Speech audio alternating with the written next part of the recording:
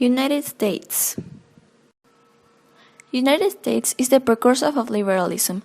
John Locke and Adam Smith ideas led to American independence in 1773. They rebelled against economic mercantilism and the political absolutism. In the next 5 decades, United States achieved great economy and got to be the first industrial power, but at the beginning of 1929, when the First World War ended, the demand dropped and this led to the collapse of many American companies. It's been called the Great Depression. USA finally recovered in 1938. It seemed that liberalism was never returning, but in 1981 the economy started again with liberalism, but this time it was called neoliberalism. That is basically the neoliberalism promoting the free competition and free enterprise. In the next 5 years, liberalism worked successfully, and it extended to many countries. Capitalism started way before. In England, the feudal lords started changing their feudal system, and with the constitution of the 13 colonies, the society was completely capitalist. And with the time, capitalism and liberalism started progressing together.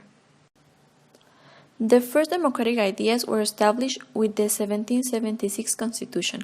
In the late 18th century, the founders were inspired by the Enlightenment philosophers, and they created a plan for the United States government. The formula has changed with the time, but the idea is still the same. In the United States, all the representatives have to be chosen by people votes. The political system is composed by 2 political parties, Republican and Democratic Party. Brazil.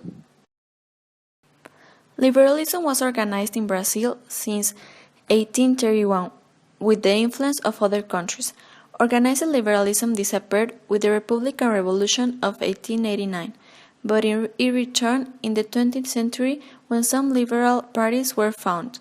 Since 1966, liberalism was represented by the Democratic Movement.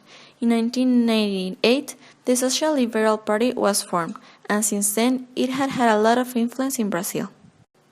Brazil started shaping its economic system in 1940, but it was until 1974 when this unique economic system was described as capitalism. In 1980, its economy dropped because of a big inflation and other problems. It was almost a decade after this when capitalism started functioning well again, and it had been working since then. Brazil hasn't achieved an economic stability of that kind since then. Brazilian democracy had come and gone. The first one came in 1889, but it was interrupted in 1930 because of dictatorship. 15 years later, it started again, and there was a lot of hope for it, but it was interrupted by the army. After some years, the democracy started again. Brazilians now enjoyed full democracy, with the military allowing free, open elections.